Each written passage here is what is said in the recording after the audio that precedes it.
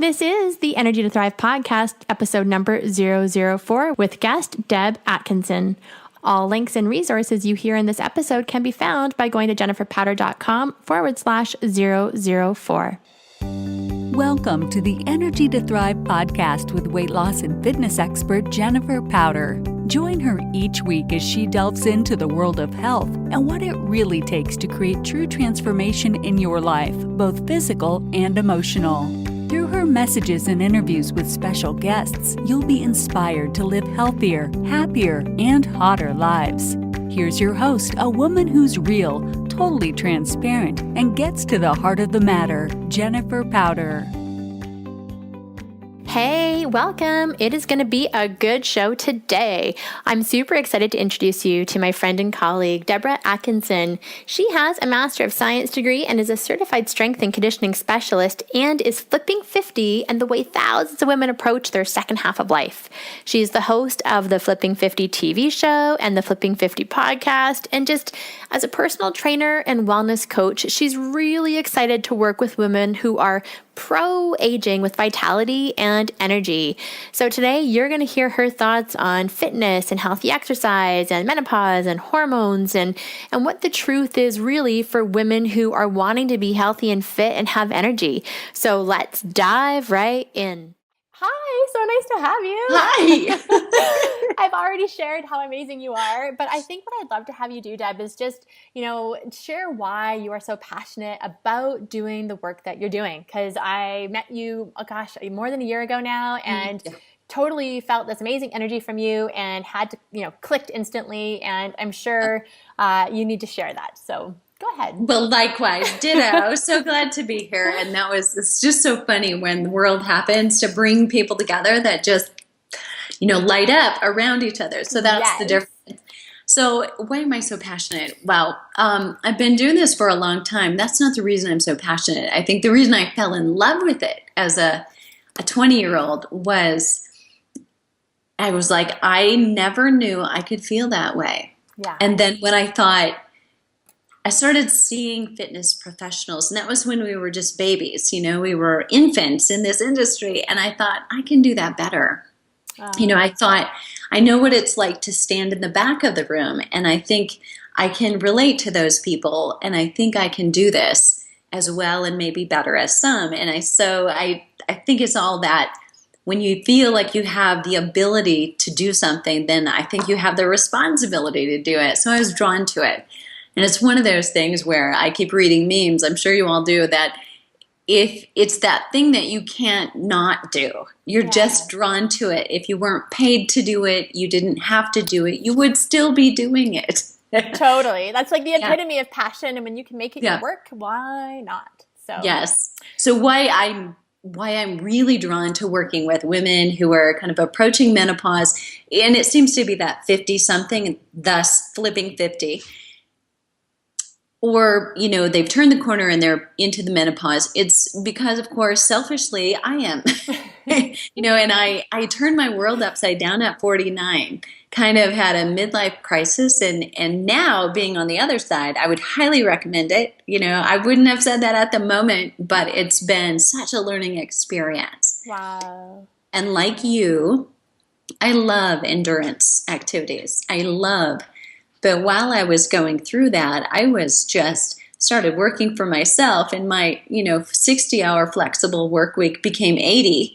Yeah. And, the boss was a bitch. Can I say that? Yeah, I think so. I'm not friendly with my language sometimes on this show, so we'll make sure that's noted. It's adult show. Adults, yeah.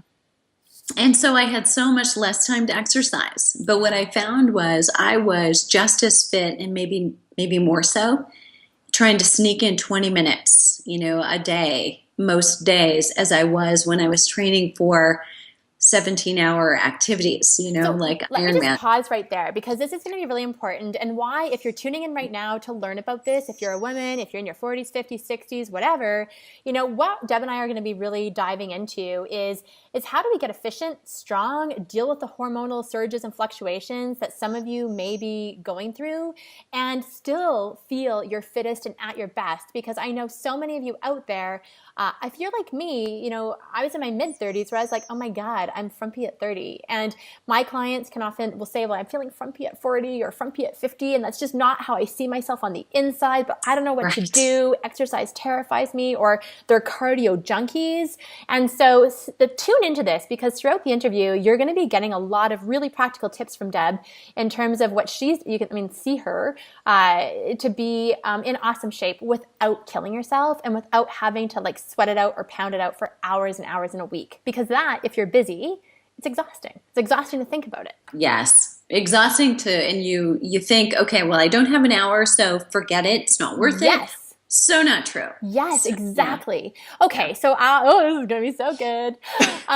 So you kind of were talking about the what you've realized, right, through your struggle or your crisis, and I love that you share that. I think that so many women, you and I work with a very similar kind of clientele, where there's some sort of a wake-up call happening, or life hits hard in some way, and whether that's divorce, death of parents, children, university, financial crisis, job losses, a lot of stuff can go down in our 40s and 50s, and sometimes we're really not left knowing how to handle it. No one is. Right. And so I think being able to be as transparent as you and I naturally are, hopefully we'll be able to inspire and give some hope here that you can get through it, and you can do it in a healthy way. So I'm going to just start off and say, so two things. Exercise can be a real hunger inducer, and it can also make you really tired without seeing any change on the scale, any change in the body, no inches lost. And then it's such a, why do it, right? There's a lot of women who give up when they don't get those tangible results that they're looking for. Immediately. Yeah. So let's dive into that. Let's do. And I'm sure you've experienced this. I've probably turned as many people away or shocked and surprised them. So they come to me for exercise advice, expertise, and give me the workout. How do I get rid of this? And you all probably can, acknowledge the idea that you might have been grabbing a body part when you were saying that. How do I get rid of this? Change my thighs, change my butt, change my waist, make my stomach disappear. So young, but we perpetuate it and it keeps going, and we always want this perfection. And that's why we end up using exercise as punishment as opposed to a reward and something we look forward to and love. So the problem comes when your hormones are spinning around. And so not to lump them all together. So let's talk about which hormones are we talking about, because I hate that when we say, it's probably an imbalance of hormones. That's a black hole. What does that mean? Totally. And it's and also what I find too is because we're not clear about what we're talking about, or when we hear experts say that, it can in many ways become a blanket excuse for no change. And so we're going to take that away today. Yes. And it's not also necessarily telling you, okay, you have to go to a doctor to find out your hormones. So let's talk signs and symptoms. Okay. Because that's how we can identify which hormone is going haywire. And then if this, then that. Awesome. There's a sign and a symptom too. Then what would we do with that? So what you can get right here, and I just want to draw people's attention to this, is your scientific approach to this. And I think that's something that I just instantly clicked with you on, because we're both kind of nerds at heart and dig into the research. I'm pretty sure I just saw one of your latest Instagram posts, which was, how do you basically become a critical thinker with articles? Right? How do you know if what you're being told with this research is really true, or if it's being manipulated? So at least you're going to know from Deb, you're getting the straight up goods on this, right? So right. All right, sorry to interrupt. So let's say cortisol. How do you know cortisol is your issue? So here's a couple of signs. You're not sleeping well at night. So describe that. Can't fall asleep. Do you wake up, fall asleep but wake up? Is it restless? What does that feel like? All of the above. Okay. Great. So it could be for some person not being able to fall asleep. It could be waking up frequently during the night. It could be waking up too early. And, if you're a woman, 50-year-old, you probably know this instance. You've had a night where you've said, oh, is it too early to get up yet? And, it may be all of the above. Okay. You may have all of those scenarios, or they may come and go. That's one. So what we know about sleep and cortisol. If sleep is down for you, your need, whatever that is, your cortisol is up. The next day. I need you to give us, our listeners, just a brief description on cortisol, the role of it, okay? The role of it, what it's going to do is cause cravings. Yeah. the following day, immediately. So one day of sleep deprivation, let's say last night you had a restless night, chances are greater that this afternoon, somewhere between 2 and 4, you're going to be more of a victim to the vending machine. Or if you're traveling and you stop at a gas station, a lot of things are going to start to look good for you. You're going to be tempted to things and that it's so available. Normally. Oh, yeah. And you can justify it because you have what we've read before as hangry. You're hungry sort of, but not really. And you're angry because you're so tired. That's kind of the cortisol trick. Physiologically, you probably had a meal more recently than you should be hungry. But it's a psychological and then just a gnawing kind of, I need something. So would it be fair, because I made it really clear, and if you obviously didn't hear before Deb and I started to record the interview today, but I was actually saying, like, I'm not an expert in hormones, but what I do know about cortisol, just from some of my own challenges, is that it's often called your stress hormone. Right. So like if you're stressed, chronic stress or acute stress, and I think what you're bringing up is that sleep deprivation, be it even from one night, can trigger that stress hormone. Exactly. And then the cascade continues. Is that a simple totally way to look true. at it? Okay. Right. And so let's define stress. So a lot of us have for years, especially if you've turned the corner on 50, we've thought of stress as, well, emotionally, I probably am in tears if I'm stressed. That's what that looks like. But it might be relationship stress. It might be financial stress. It might be a project at work coming up that's putting stress and pressure on you. It might be physical stress from exercise. Yes. And whether it's good exercise, just the right amount for you or not, it's still stress on your body. Your body likes the couch. This is a really important point because if you know my story, and Deb, I know you do, but for listeners or viewers of the program, I believed at a point in my life that all I needed to do was lose weight, was to exercise more. Right. And I put myself through some punishing workouts when I was not very healthy to begin with. And I did not understand that exercise was a physiological stressor. And I hate to admit that I've got a master's in this, people, but I had to really put 2 and 2 together to start recognizing that stress is stress, emotional, financial, physiological. Mm-hmm. Your body it just senses it. Yeah. It doesn't know the difference. The analogy I like to draw is you've got a backpack on. Yeah. And every little stressor you have right now is like putting another brick in and asking you to walk upstairs. So emotional stress, you have a project, you have, a sudden, family issue come. Yeah. You love exercise. It's still a stressor. It doesn't matter if you love it, you hate it. How you feel about it is not at peace. Right. If your body is comfortable at a certain level of calories in, and you suddenly start taking in fewer calories, that's stress on your body. Yeah. Because it's operating like a car with gas, and it doesn't have enough, so it thinks. So dieting can be very stressful, and all of those things kind of make you spin on your axis. More cortisol is released. So let's bring this together with this theme about how is it that we can be doing what we think we should be doing with exercise and seeing no results? What's going on there? You're probably releasing too much stress. So it's that entire load. It's called the allostatic load. It's just the whole backpack, essentially, is too much. So even the right dose of exercise at the wrong time is too much. Okay, so this is where I feel like you're saying to women listening that at some point, and this is what I find, women will often not give themselves permission to recover in any way, emotionally, to take rest. We wear such a badge of honor around being busy, getting our value and our worth from what we do, not necessarily who we are, that we'll be exhausted and we'll just keep going.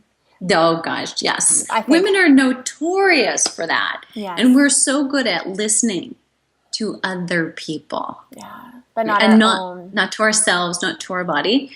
And you're right. It's that drive. And I've got to get this done. So there is a time when, if you're crashing, you're what Dr. Alan Christensen calls wired and tired. You're really exhausted, but you're the one staring at the ceiling. You cannot sleep or stay asleep.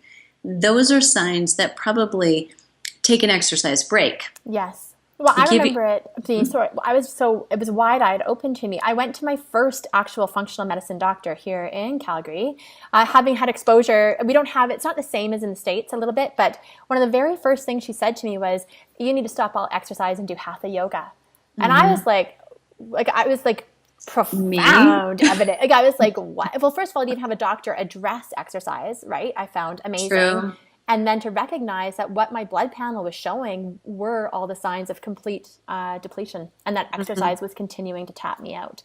So so how do you figure this out then? So you're listening to the show, let's say right now, and you're like, well, I'm 50, I'm going through, I've got early signs of menopause, or I've, maybe gone through it, and I don't like my weight. I don't like how my body looks. I've got this this stomach that I don't feel good in a t-shirt in. These are the complaints I hear from my clients.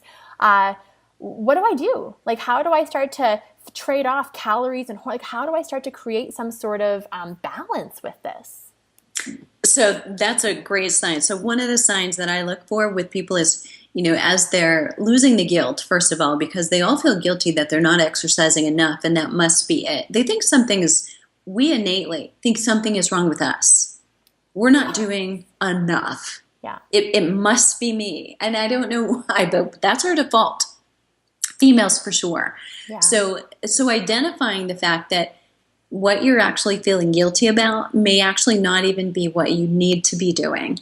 Yeah. So learning to be able to let go of that. And one example is if you are exercising and you're still of that belief, this is what I need, even if it's, and I recognize I do this, stress or exercise is a stress negator. It's how I deal with stress. It's great. But we have to maybe find yoga instead of finding, a HIIT workout. Yes. We may not need those high intervals for a short period of time. And you'll know if you come away from a workout that used to be, this is comfortable, or, I feel like that was a great workout. Now I've got a ton of energy, and you come away flat and you don't have a rebound. It just feels like, I pushed myself through that. I really didn't give it all, even though I felt like I was trying to. And I feel flat, not better, tired, not better. That's a sign you need to pull back. And the analogy is we can all deal with writing a check, right? So you don't write a check if you don't have anything in the account, you're going in the red. And if you try to push, you're going to go deeper into that digging of the hole. So I love that metaphor. Fill up. Yeah, because money is such a tangible thing that we all, like money, and I use money examples all the time with fitness and food and calories and whatever, because it's so tangible. We understand money, but whereas our health and our bodies, that's a bit more nebulous. So that's a great example. So listen up. So that was, if you're going into the red, you can do that a little, we all have a little bit of overdraft allowed. It's if you're constantly trying to withdraw from it. That you're leading to serious depletion. Right. So you really got to fill that up and then feel good. So stop there. Because I want to ask you, how do you how do you start to fill that up? Right. So I'm putting you on the spot, but 5 simple steps to start filling up the tank. What would you advise? You hit the nail on the head when you said rest and recovery. I mean, they are the lost art of exercise. We forget that part. And, when you're thinking workouts, we usually think cardio and we think strength training. That needs recovery. So between hard exercise, there should be an easy exercise. But if you're walking away from exercise completely for a week, say long, slow exercise. So take walking the dog as your exercise this week. That's what you have to do. And it may be an exercise here. To be able to do that. No more hard pounding exercise. Lock your running shoes up somewhere where you can't get to them, and take long, slow walks, do stretching, do some, deep breathing, pay attention to how you're feeling. So it's learning how to listen to, are you really hungry? Or are you thirsty? Or are you tired? Well, you're taking me right into my next point or question is around, okay, so we're talking about filling ourselves back up. What are your nutrition recommendations around that? Because there's so many theories and there's so much stuff out there. We're part of an $64 billion industry. I don't even know what it is, right? But there's a lot of stuff that plays on a woman's emotions. So true. For dieting and food. So let's hear, some gospel here, some of the truth. Okay. Okay, to do. so Whoa. now we have to say, okay, how much time do you have? I know. It's like a bomb, but there are some basics, and then there's you. So one of the things I do with my programming is I like to walk people through a blueprint for finding their own co-create with me, a program that's you. There's not a one diet book. There's not one exercise book. It's all pretty unique. And now we know gut health is unique to each individual. Totally. At the moment, right? So in 2 months with less stress or more stress, your gut health may change. Your nutrition needs therefore may change. But here are some basics. For women, notoriously, who get to me, we're not eating enough protein. Oh, thank you. Say it again. We're not eating enough protein. And do you find that if they are, it's not spread throughout the day? So yes, that part's important too? Yes. Okay.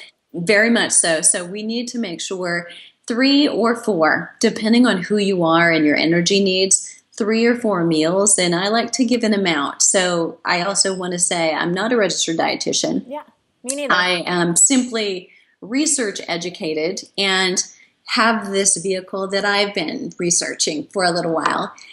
But the research since 2008 is really saying our RDAs are way behind the times, and 25 to 30 grams of protein at most meals, and in fact up to 35 at breakfast, set you up for holding on to your lean tissue, for combine that with fiber at each meal to kill cravings. So if you want to lose that sugar, sweet tooth, this is the way to do it. Crowd it out. I call that crowdsourcing. Yeah. Don't think about all the things you can't have, but think about the things you need to have.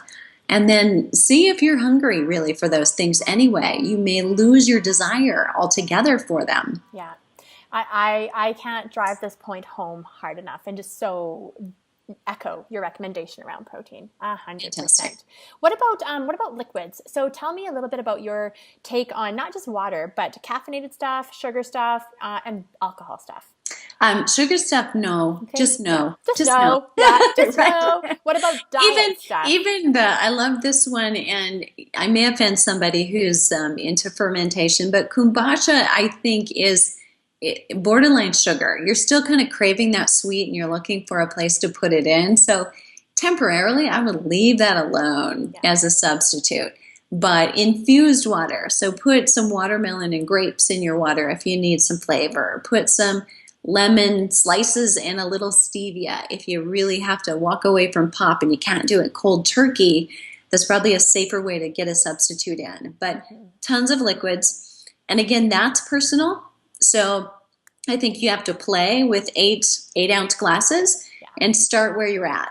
And typically add a glass, an extra glass for your quota every day for this week. Let your body adapt to it so you don't have to be in the bathroom, and then next week do it again. And on that note, the body is so amazing, right? And I love the word adapt, because basically what happens is when you do consume more water, you do stress the urinary system, and it adapts. Right. So if you start to, have to go to the bathroom a bit more in the beginning, don't feel like you're going to be like that forever. It is just as your body's going through that adaptation process. So true. So true. And there is probably not one thing more economical, more simple, or more accessible to becoming healthier. Yeah. Improving your digestion, your skin, every bit of you. Yeah. So Deb, I have a tangent thought here, so I'm going to follow it. So the things that, people like you and me, we talk about, they're such simple, they're simple things, right? Do a little bit less, but do it more often, get exercise more often, rest more, drink some more water, eat a little bit more protein. And yet we have this crisis of obesity in North America. And so what is getting in the way of us I'm sure if I could pull 10 people off the street right now and ask them, what could you do to improve your health? They would say these things. So what's the gap? How do we close the gap from what we know we should be doing, but don't do? What gets in the way there? 2 questions. What gets in the way? How do we close the gap? I think one of the things that gets in the way, I do think for women I work with, I think you're optimistic. So I'm not sure if you pull 10 women off the street, they would be able to say these things. I think there's a little habit gravity that still tells them, eat less, exercise more. Oh, that's true. Okay, yeah, no, I would agree with that. And I think there's still, low fat, no fat is much better. And we've learned so much more with science about eat more fat, probably be more slim, and be more satisfied. Yeah. Your skin, your eyes, your hair are going to love you for it. And so are your hips. And it's hard to believe that after 30 to 40 years of believing something else. So surrounding yourself. So this comes to how do we get over that? I think it's accountability. Women need to surround themselves with you and somebody who is whispering in their ear the counter to I'm going to say it again, the little bitch in here that says, don't do that. Yeah. And she's telling you things that she believes from habit gravity. I learned this once and I've lived by it so many times. And often people don't know another way. And that's why I love the work you do, the programs you designed, how you're sharing your message, because often we want the solution, but we have to sometimes have that mentor or role model or somebody who comes into our life who allows us to open up a new way of thinking so we can learn, right? Because it's like if I keep hanging on to my idea, I'm going to stay stuck. And didn't you, post something the other day with a trainer?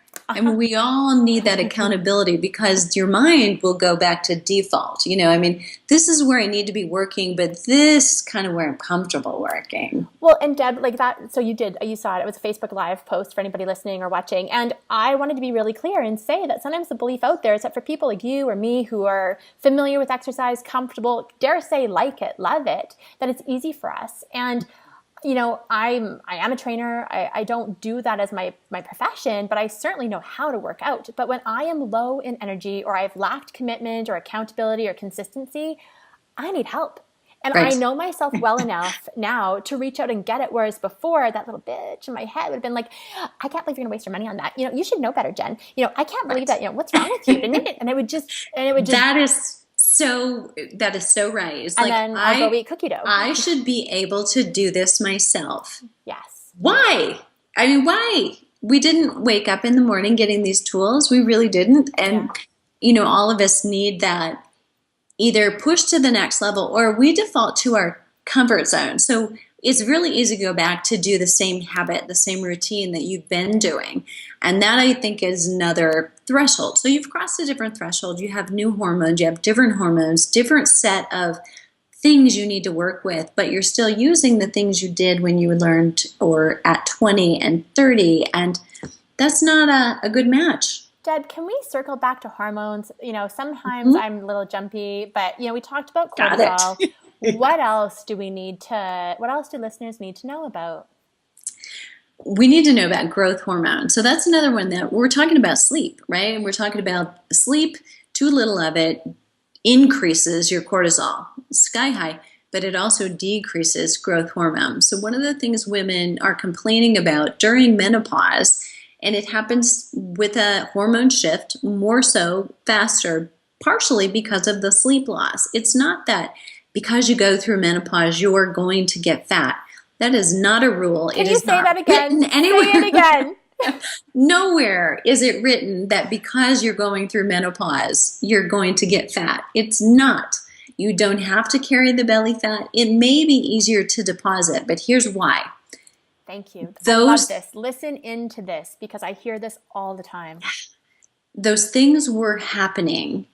We were too busy to notice. And when we go through hormone changes, everything is amplified. If we were making small errors, it's just amplified. So what it's really doing is giving you a chance to, wow, here's my wake-up call.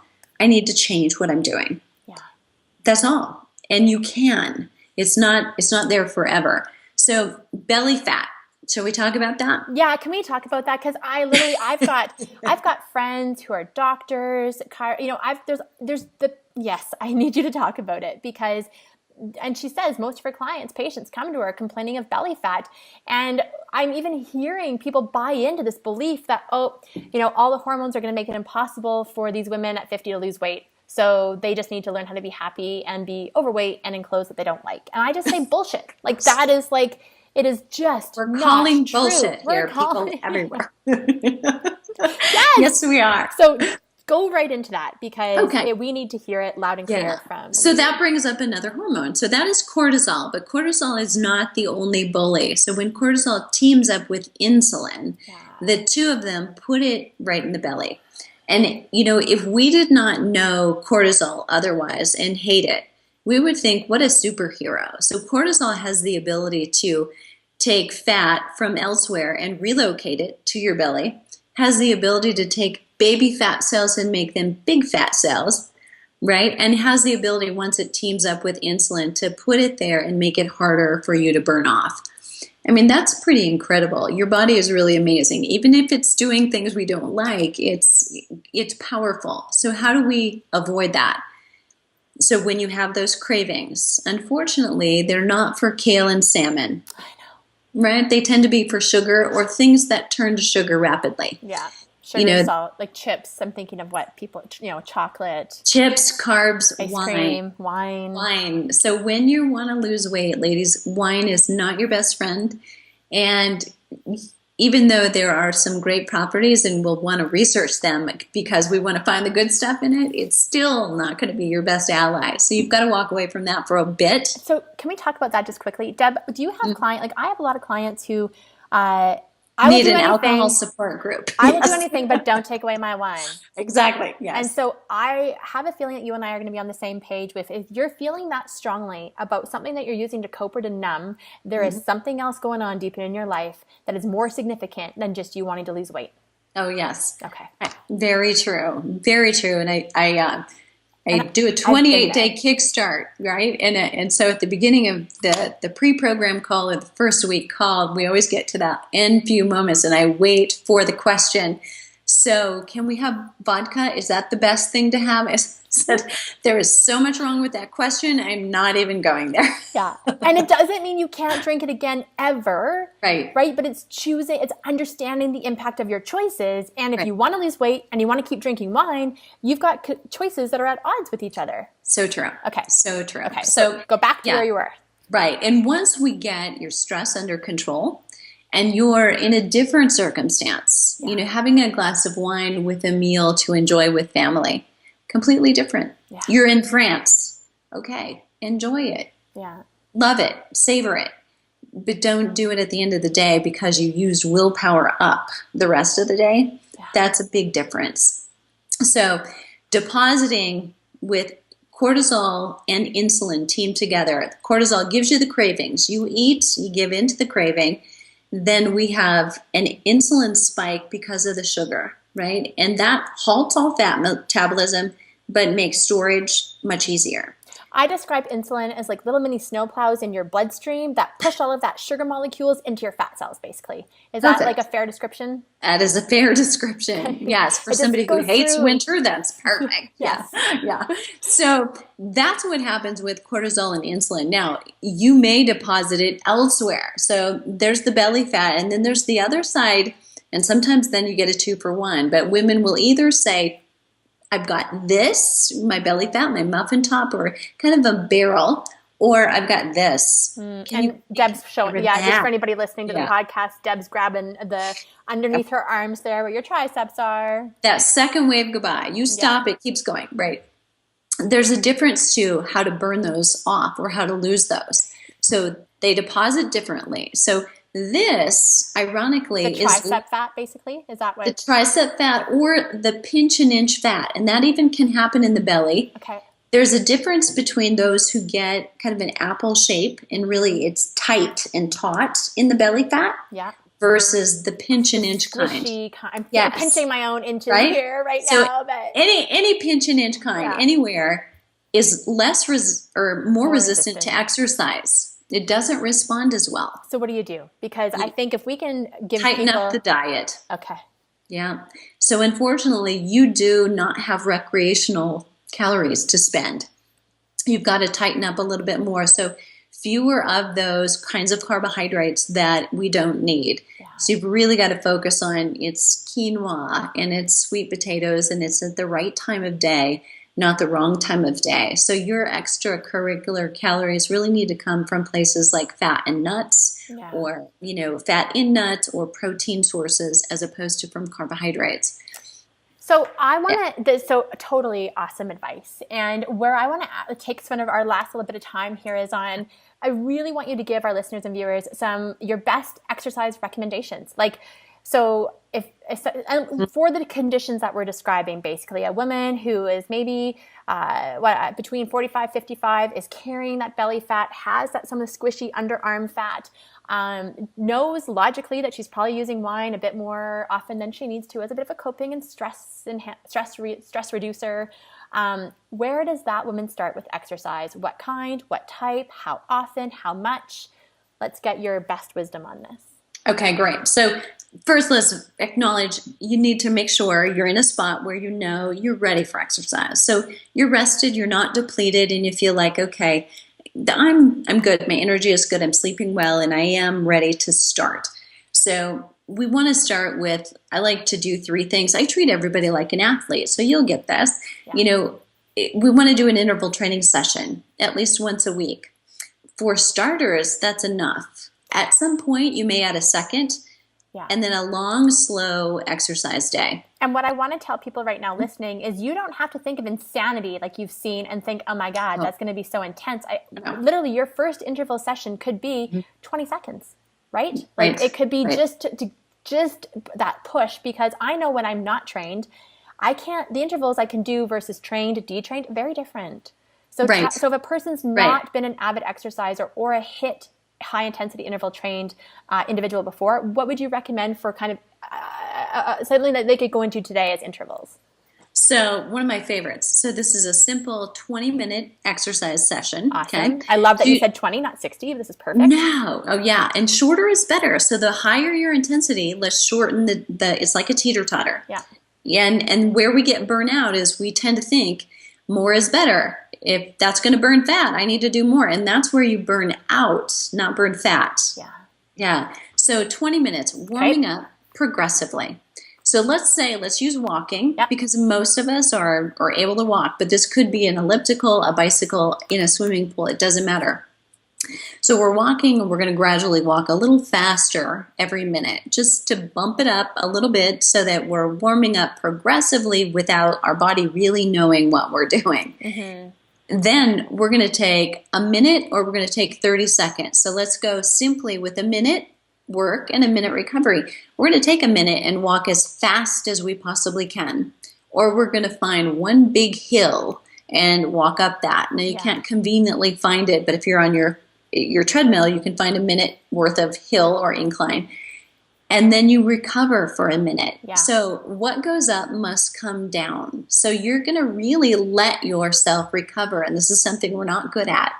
So we kind of start clouding the whole workout together. And we don't get up if we don't get down. So work as hard as you possibly can. Be extremely breathless. Be done. And then recover for a minute, ready to go at the end of that minute. Check and do that again. So that's how good you feel. So what you're talking about here is what I'm going to experience is breathlessness, my heart rate being jacked up, possibly some discomfort in my muscles, maybe even in my chest if I'm not used to this. But if I can hang on for that minute, I'm going to let those same things come down. My breathing is going to slow. My heart rate is going to slow. The tension or the lactate that I might be generating, which is a byproduct, that's going to dissipate. And then I'll be able to do it again a minute later. Exactly. Awesome. Exactly. And it's relative. So let's say you're going to do it, I'm going to do it, and viewers, our listeners are going to do it. It's on your scale of 1 to 10. Yes. So if you're a beginner, what is an 8 or a 9 for you now is going to be very different than it is in 6 months. Yeah. But that's okay. You're just looking for your 8 or 9, that place where you get really breathless. It's all breathing through your mouth. You can barely talk 1 or 2 words, and you want to know, how much longer am I going to do this? That's important to you. You're at the right spot. How many intervals would you suggest a new exerciser try to do in one exercise, one 20-minute exercise session? You're only going to do 5 bouts of that. So you're going to do it for 10 minutes, and you're going to cool down at the end to flush out that lactate and start recovering already before you are done. Awesome. Yeah. And like when I think about stuff in my head, I'm like, even when I'm like, I can do anything for a minute. I can do anything for 40 seconds. I can do anything for 30 seconds. Like I'll talk myself through it sometimes. Exactly. Yeah, exactly. Cool. Awesome. So it's great music in here sometimes helps, right? Yep. So interval training, 1 session a week. What else would somebody want to be doing? So then you want to do at least one long, slow session. So if you're a beginner, your long may not be relative. You haven't been walking at all. So start with a 30-minute slow session. Great. Nice and light, something that you feel comfortable with, and you stop because time's up, not because you're out of breath or exhausted. It's just stopping. Okay. And stop feeling good, right? So it's okay to end not exhausted. I Right? think that's such a good message. So often women have had such punishing experiences with exercise that there's a real fear of not wanting to feel crappy. You know, that life is hard already. It's busy already. I'm tired already. Why would I do that just so I can feel worse? And instead of focusing on the joy of moving our bodies and being able to do these things. So true. And the third is, so this is like a little potluck, right? You want to go through, don't eat out of the whole pie. You just take a little from each. So the third one is more of a moderate. Okay. You know, it's not your all-day pace like the long, slow. It's not your interval. So it's one that for me, this is the hardest one for me to do. So it's like there's got to be a little bit of a carrot out there. You have to have something to look forward to. Somebody may be keeping you honest, or sometimes a treadmill or a bike helps because you can see your speed, and if you're slowing down, right? So you want to stay at that place where I definitely know I'm exercising. I could do this for 25 to 30 minutes, and yet, you know, I'm going to be glad when I'm done, not exhausted. That's kind of moderate intensity and moderate duration put together. So you're using all of your fuel systems just a little bit better than any one of those modes every day all week. And that's what we tend to do as females. Some of us want to do high intensity all the time. Some of us want to just go for a walk all the time. We need to mix it up. And it's just so true. Like I joke, I'm like the cardio junkie, the gym junkie, like the yoga junkie. Like sometimes we get so rooted in our one preferred method or mode of exercise, we forget that fitness is really about being well-rounded in all of these different areas, right? And that the more we can do that, really the better we'll feel. Right. Okay, so you are a wealth of information, clearly both inspiring and motivational. So people need to know how to find you. So let's make sure we know about your free gift, you know, where to get your website and how to get a hold of you. I would love to have people, I would love to give them a gift. So in exchange for their question, so we're doing the Flipping 50 TV show. Oh, cool. So at flipping50tv.com. Okay. They can give me their question, their biggest challenge right now, and in exchange get my Muscles in Minutes guide. So it's got, I love that. 40 illustrations, pictures of here's how to start, here's how to finish, here's a modification for about 20 exercises. Oh, that's so cool. So we're going to have all of the links just in the show notes or in the description underneath the video if you're watching this. So don't worry if you're listening and don't have a chance to write something down. You'll see it in the blog and you can get access to Deb there. But let's just say it one more time. So your website is foreverfitandfab.com. But correct. Flipping50 TV.com is where they'll find you. Yes. Is where they'll find your Muscles in Minutes book. Right. So cool. Yes. Yay. And probably some great things on there to watch and to learn from you as well. Yeah. Hope so. Yeah. Oh, I know so. Debra, thank you so much for being on Energy to Thrive. Energy in my world stands for exercise, nutrition, emotions, relationship goals, and you, the recovery piece. And I'm so glad we got to talk about both the exercise piece and the recovery piece, because often that part is neglected in discussions. So much. Right? And I think hopefully listeners, if you are that woman who you're carrying extra belly weight, fat, and you're frustrated and you're starting to lose hope a little bit, I'm sure that this will reignite that spark of possibility, and for you to know that you're not trapped in your body. Little changes can create big results. And Debra, thank you so much for joining me on my show today. Thanks so much for having me. Yay, it's been fun. Okay, everybody, we'll tune back in for another episode next week. Bye for now.